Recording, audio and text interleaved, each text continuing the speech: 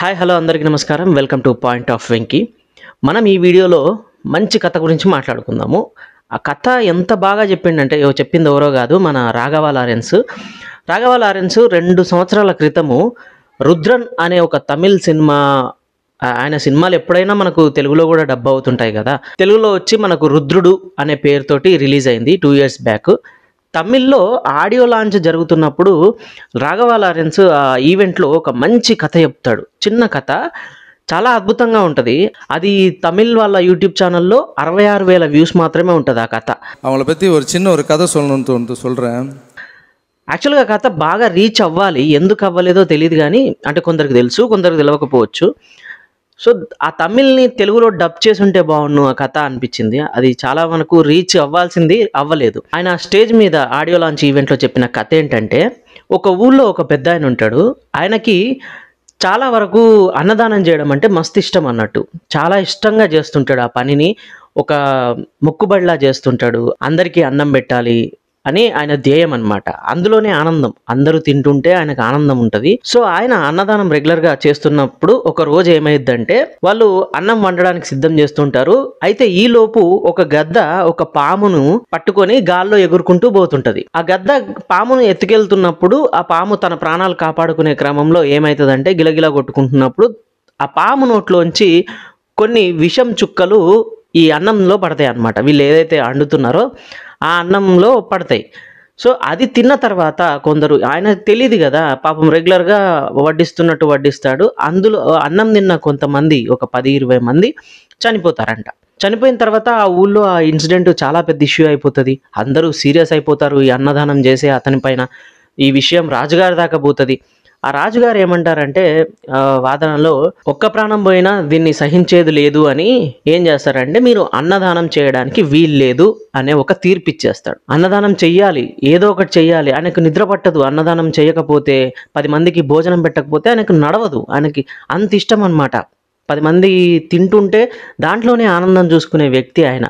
సంపాదించిందంతా ఏం చేసుకోవాలో తెలియదు, నలుగురికి భోజనం అన్న పెడతా అన్న ఉద్దేశంతో ఆయన ఉన్నాడు. ఒక్కసారి రాజుగారు ఈ మాట చెప్పేసరికి ఆయన గుండె బద్దలైపోతుంది. ఇంకా చాలా డిప్రెషన్లోకి వెళ్ళిపోతాడు అనమాట. అయితే ఈ చనిపోయిన ఈ 10 మంది ఎవరైతే ఉన్నారో వాళ్ళు యమలోకంలోకి వెళ్ళిపోయిన తర్వాత చిత్రగుప్తుడు ఈ జరిగిందంతా యముడికి విన్నవించుకుంటాడు. వీళ్ళు 10 మంది ఇలా చనిపోయారండి, మరి ఈ అసలు వీళ్ళు పాపం ఎవరి ఖాతాలో వేయాలో అర్థం కావట్లేదు అన్నట్టు మాట్లాడతాడు. నువ్వు చెప్పు చిత్రగుప్త, మనం ఎవరి మీద వేద్దాం మరి ఈ పాపం లెక్క అంటే, చిత్రగుప్తుడు సలహా ఇస్తాడు. మరి అన్నం పెట్టడం వల్ల చనిపోయారు కదా, మరి అన్నం పెట్టిన వ్యక్తి మీద ఈ పాపం లెక్క కడదామని అంటాడు.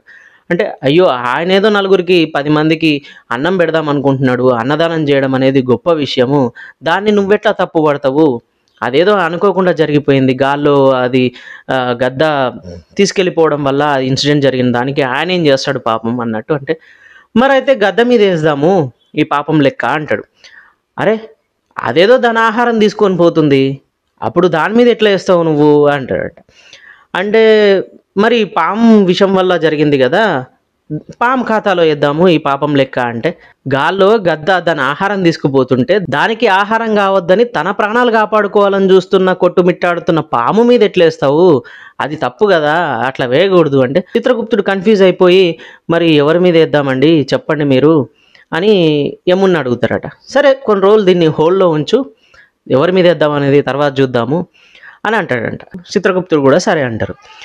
సో కొన్ని రోజులు గడిచిపోతాయి. ఈయనకేమో నిద్ర పట్టదు, అన్నదానం చేయకపోతే మనసున పట్టదు. సో ఈయన ఏం చేస్తాడంటే రాజుగారి దగ్గరికి వెళ్ళి, రాజుగారు నా వల్ల కావట్లేదు, అన్నదానం చేయకుండా నేను ఉండలేను అని చెప్పి పర్మిషన్ తీసుకొని, మీ పర్మిషన్ ఇస్తే నేను చేస్తా, కంటిన్యూ చేస్తా, ఎలాంటి తప్పు జరగకుండా చూస్తా అని మాట్లాడతాడు. సరే ఇంకొకసారి ఇట్లాంటి తప్పు జరిగితే మాత్రం బాగుండదు అని చెప్పి పర్మిషన్ ఇచ్చేస్తాడు.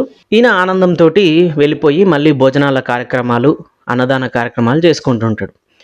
అయితే ఎప్పటి నుంచో భోజనం చేయకుండా, దాదాపు ఒక 4 రోజుల నుంచి భోజనం చేయకుండా ఉన్న ఒక 2 వృద్ధులు అక్కడికి వస్తారు. ఇక్కడెక్కడో అన్నదానం జరుగుతుందట కదండి, కొంచెం తెలిస్తే చెప్పరా అని ఒక గోడ మీద 4 కూర్చొని ఉంటే వాళ్ళని అడుగుతారు.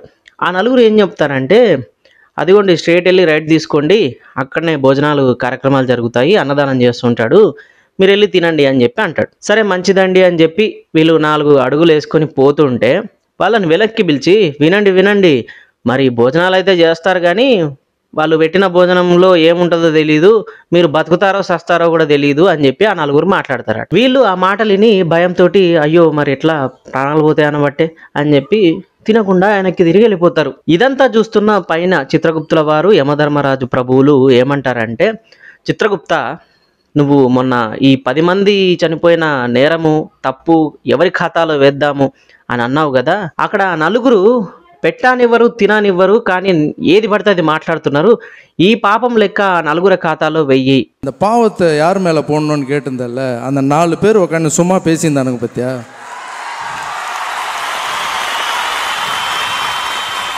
அவன் சாப்பாடும் போட மாட்டான், போடுறவங்களையும் என்கரேஜ் பண்ண மாட்டான். 2 பேர் போய் ஒழுங்காக சாப்பிட்ருப்பாங்க, அவங்க எதுவும் கெடுத்தாங்க, அந்த பாவத்தை சேருன்னு ఈ కథ చాలా అద్భుతంగా రాఘవ లారెన్స్ గారు ఎక్స్ప్లెయిన్ చేస్తారు. ఇది తెలుగులో కూడా డబ్ అయితే బాగుండేది అనిపించింది, అంత బాగుంటుంది కథ. మోరల్ కూడా చెప్తాడు ఏంటంటే, నువ్వు మంచి పని చేస్తూ పోతూ ఉంటే నీ మనస్సాక్షికి అది మంచి అని అనిపిస్తే 10 మంది కాదు 100 మంది కాదు ఎంతమంది అన్నా మాట్లాడుకొని నీ మనస్సాక్షికి అది మంచి అనిపిస్తే చేసుకుంటూ పోవడమే. நல்லது வேணா நம்ம பண்ணிக்கிட்டு போயிட்டே இருக்கணும், அவ்வளோதான். నలుగురు ఎప్పటికైనా మన గురించి ఏదో ఒకటి మాట్లాడుతూనే ఉంటారు కదా, అది ఆగదు, అసలు ఆగదు. ఈ సమాజమే అంతా ఒకటి ఎదుగుతుంటే చూసి ఓర్వదు, ఒకడు మంచి చేస్తుంటే చూసి ఓర్వదు.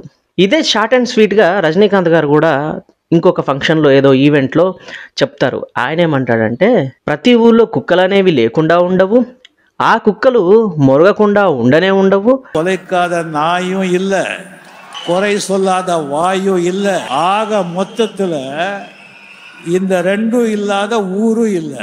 நம்ம வேலை நம்ம பார்த்துக்கிட்டு போயிட்டே இருக்கணும். సో ఇప్పుడు రాఘవ లారెన్స్ గారు చెప్పిందైనా రజనీకాంత్ గారు చెప్పిందైనా మోరల్ ఒకటే, మనం చేసేది మంచి అయితే చేసుకుంటూ పోవడమే. నలుగురు మొరుగుతానే ఉంటాయి, అండానే ఉంటారు, ఏది పట్టించుకోవద్దు. ఇలాంటి ఒక మంచి కథని జనాల్లోకి రీచ్ చేయాలన్నదే నా ఉద్దేశం. అంటే కొందరికి తెలుసు కొందరికి తెలియదు, తెలియని వాళ్ళ కోసం ఈ వీడియో అనమాట. ఈ వీడియో కనుక నచ్చినట్లయితే లైక్ చేయండి, కామెంట్ చేయండి, షేర్ చేయండి and please subscribe point of Venky.